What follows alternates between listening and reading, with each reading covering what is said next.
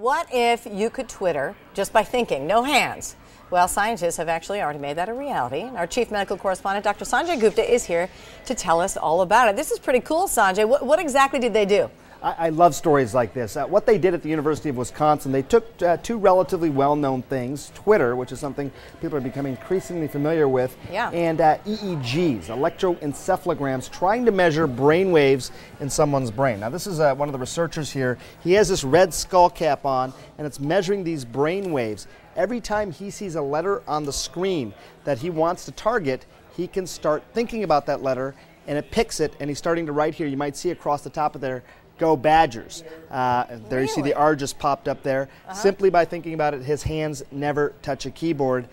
It is not a fast process, as you might imagine. It takes several minutes to write even a couple of words, but this is potentially a tool that could help a lot of people who simply don't have the use of their hands.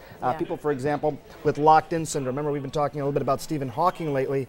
He is a gentleman with a variant of Lou Gehrig's disease. He can just use a little bit of his fingers, but people who have had strokes, people who simply can't do things, this might be a way that they can communicate in ways that they haven't done before. So fascinating stuff, for sure. Early research, but maybe some hope out there. Yeah, absolutely. Now, tell me one more time, because I don't think I really got it. How exactly does it work? Just by staring?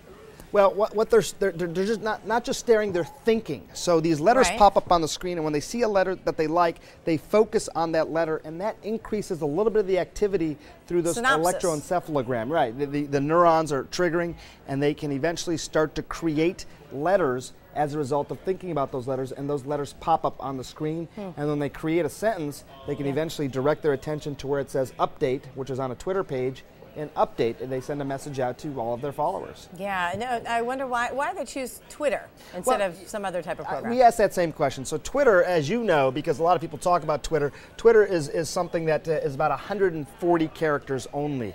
You can excuse all typos, excuse all grammatical errors, and immediately sends a message to everyone who's following you. It's done for social networking primarily, but let's say you're someone who's sending out a message to your health caregivers or people who are trying to take care of you. You could send out a message to them very quickly if you needed something or if you're trying to get them a message of some sort. So I think that's the main reason that they use Twitter. We use Twitter here a lot, as you know, Heidi. This is my Twitter page to send out messages to all of your viewers. All right. Well, very good, Sanjay. Cool stuff. Appreciate that. We'll Thank talk you. again very soon.